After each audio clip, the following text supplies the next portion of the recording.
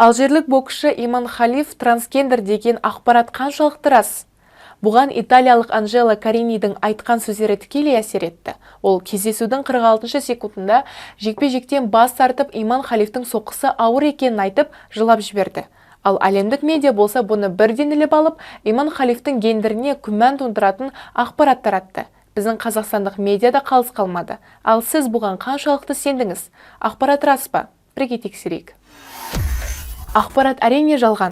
Өздеріңіз ойлаңыздаршы, жыныс ауыстыруы заңсыз, әрі қатаң қудаланатын мемлекет қалайша Иман Халифті Олимпиадаға алып келеді? Бұл бір. Екіншіден, Иман Халифтің трансгендер адам екеніне ешқандай дәлел жоқ. Оны жаттықтырушысы да, өзі де тіпті бала кезіндегі суреттерін көрсеткен әкесі де жоққа шығарды. Сондай-ақ бұл ақпаратты әлемдік Washington Post, Time, NBC, Associated Press, Mexicano Diario басылымдары да жоққа шығарды. Ал Алжир бокс федерациясына бір ретте болса да хабарласып, ақпарат алмаған басқа да медиалардан ұят болды. Негізінен мұндай ақпарат бірінші рет тарамаған. 2023 жылы Нью-Делиде өткен әлем чемпионатында Халиф жарысқа қатысу критерийлер тестіне сай болмай, алтын медаль үшін болатын жекпе-жек алдында жарыстан шеттетілгеннен кейін тарала бастады. Кейіннен ұйым тест нәтижелерін жариялаудан бас тартты. Ал оның президенті боксшы әйелдің биологиялық тұрғыда ер адам екені туралы мәлімдемесіне дәлел келтіре алмады.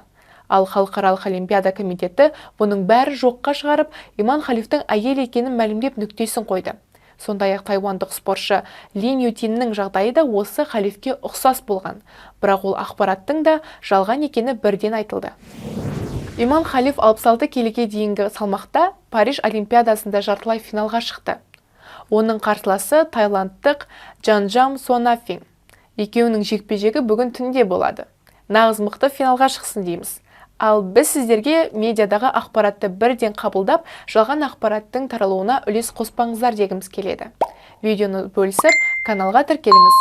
Шындыққа сіздің де таласыңыз бар.